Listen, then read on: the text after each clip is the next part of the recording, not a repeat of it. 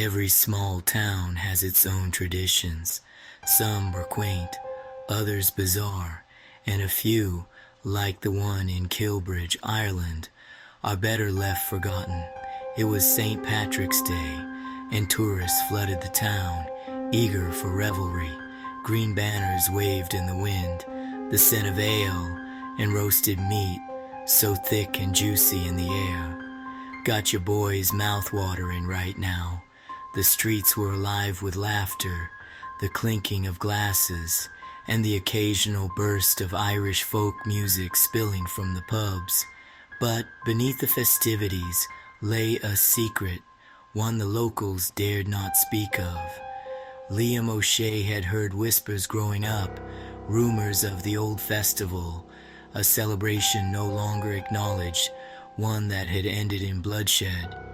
According to the elders, it was meant to appease something lurking in the hills beyond town, something ancient and unspeakable. They claimed the new St. Patrick's Day traditions were only a mask, a way to distract outsiders from what really lurked beneath.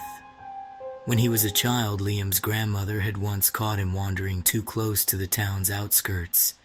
During twilight, she had grabbed his arm, her nails digging into his skin, as she whispered, "Never go near the old church. Not when the pipes start playing. Not ever."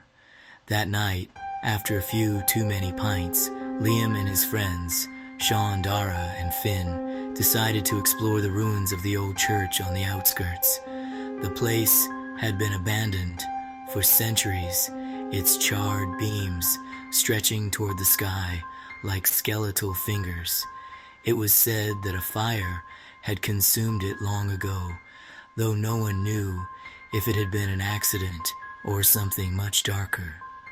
The group joked about ghosts, but as they stepped inside, the air grew thick with an unnatural silence.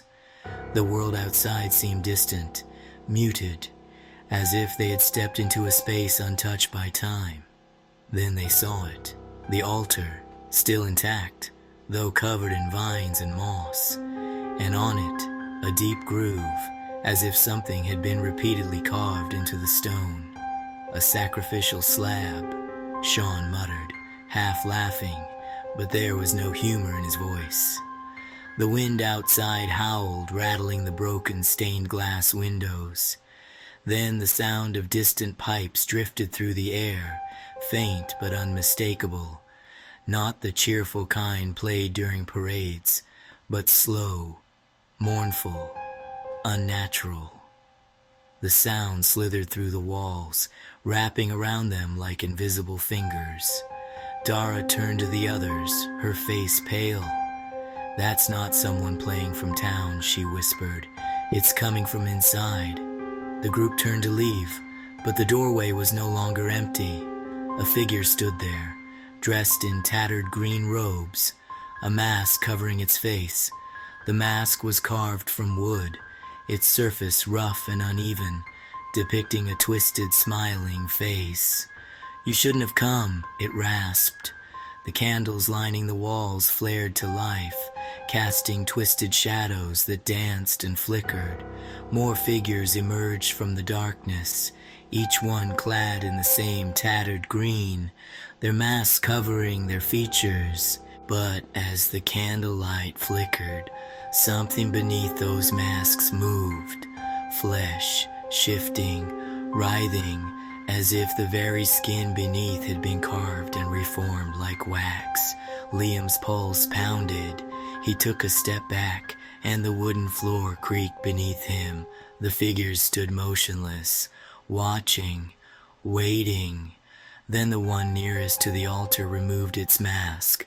The sight was grotesque. Its face was covered in deep ritualistic carvings, symbols cut into the flesh. The wounds bled fresh, yet the man did not flinch, did not blink. His lips curled into something that might have been a smile, but the expression did not reach his cold, milky eyes. The music grew louder. The pipes, once distant, were now all around them, surrounding them in an inescapable dirge. They ran, through the nave, through the broken doorways, down the path leading back to town. Their feet pounded against the cobbled streets, their breaths coming in ragged gasps. But the music followed. It grew louder, faster, almost deafening. As they neared the pub, Liam chanced to glance behind him.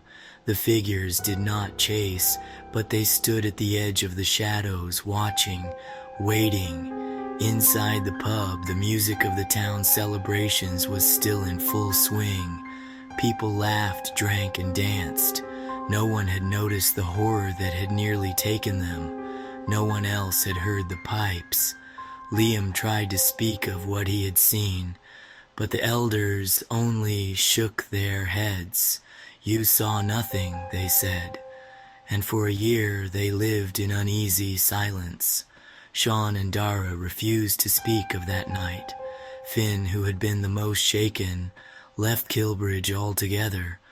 But the next St. Patrick's Day, Finn vanished. Then, the following year, Dara. No one acknowledged it.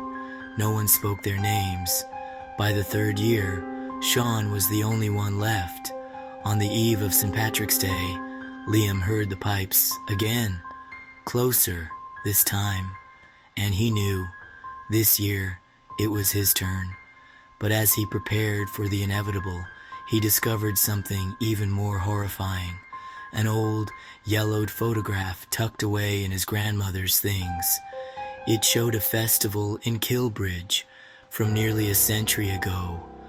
The people in the picture grinned, reveling in the town's past traditions. But in the background, nearly hidden among the figures, was a man in tattered green robes, his mask twisted into the same eerie grin, and beside him, another man, a man who looked exactly like Liam. The realization hit him like ice in his veins. This wasn't just a sacrifice. This was a cycle, a loop, and somehow he had been part of it before. The pipes grew louder, pressing in from all sides. He turned toward the darkened street, where the figures stood waiting. This time they weren't here to take him. They were here to welcome him back. If you viewers are enjoying the story so far, please like, comment, and subscribe for more. Also click the notification bell for more uploads on the future. Anyway, let's continue to the next one.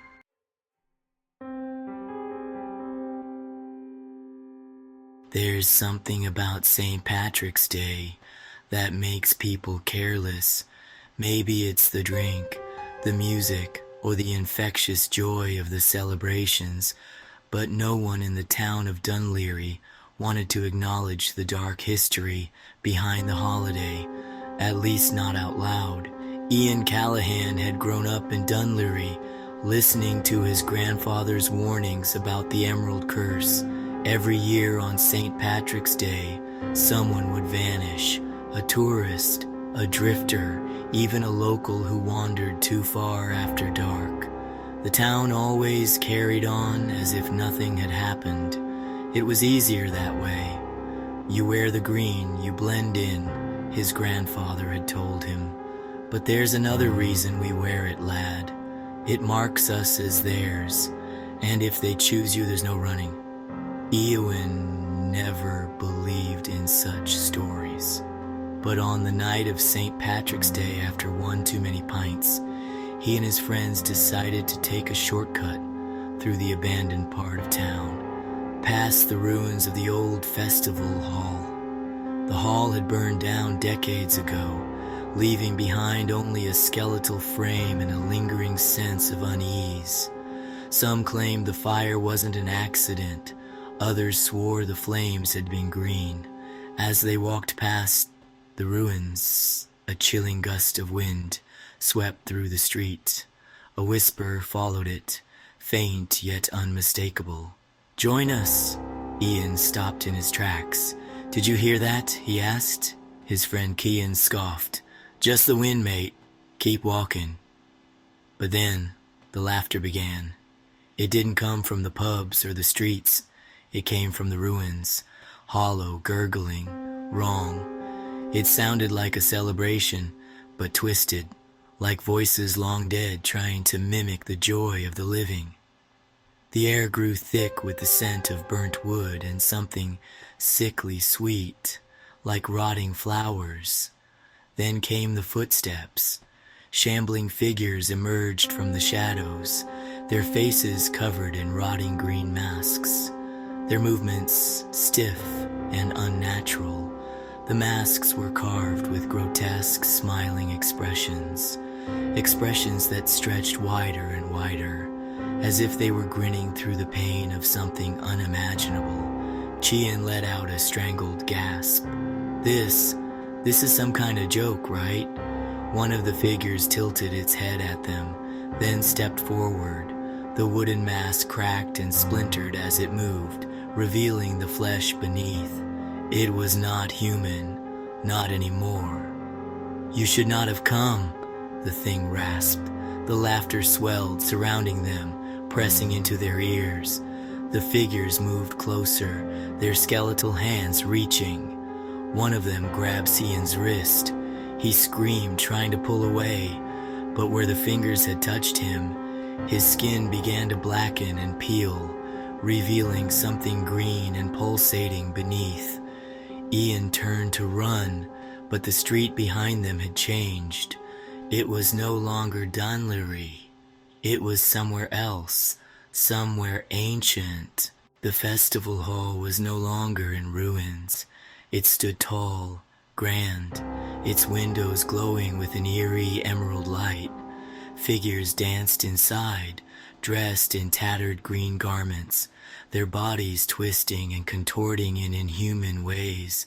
And at the center of it all, sitting on a throne of roots and bones, was a towering figure with hollow eyes, watching, waiting. The last thing Eoin saw before darkness swallowed him was his own reflection in one of the broken windows. His eyes were no longer his own. They were green. Eoin woke up to a distorted version of Dunleary, familiar yet wrong. The air carried the scent of damp earth and decay. The town square was filled with people, or at least what used to be people. Their faces were half rotted, their skin laced with intricate green patterns that pulsed as though alive. They moved in a trance, locked in an eternal dance. A hand clamped onto Eon's shoulder. He turned, expecting another ghoul, but it was Cian. His friend's face was pale, his eyes wide with terror, but something was different. His veins glowed faintly under his skin, threading emerald tendrils up his neck. "They won't let us leave," Cian whispered. "They're turning us into them." The towering figure on the throne rose. Its face was obscured by a mask made of woven branches, its fingers long and gnarled like roots. The ground trembled as it spoke, its voice a guttural echo that rattled Eon's bones.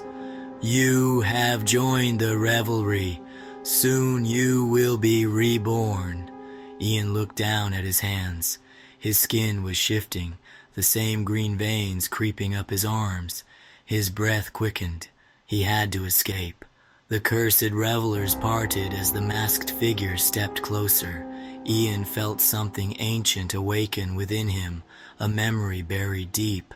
A voice echoed in his mind, his grandfather's. "There is a way out," the old man had said, "but only if you remember who you are." A dagger, rusted yet sharp, materialized in Eon's hand. He didn't know where it had come from, but he knew what he had to do. The masked figure reached for him. With a desperate cry, Eoin plunged the dagger into its chest. The ground shuddered, the sky splitting open with a deafening crack.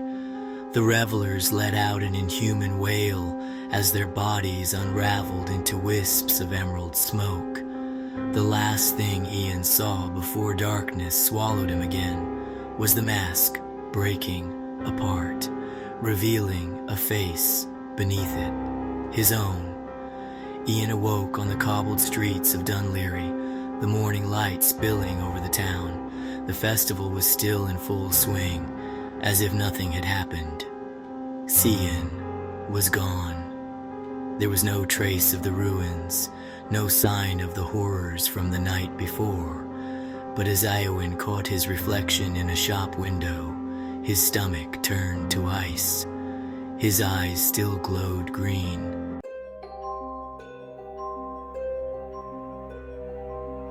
Hope you enjoyed the stories. Now, with that being said, see you all very soon. And remember, we're always watching.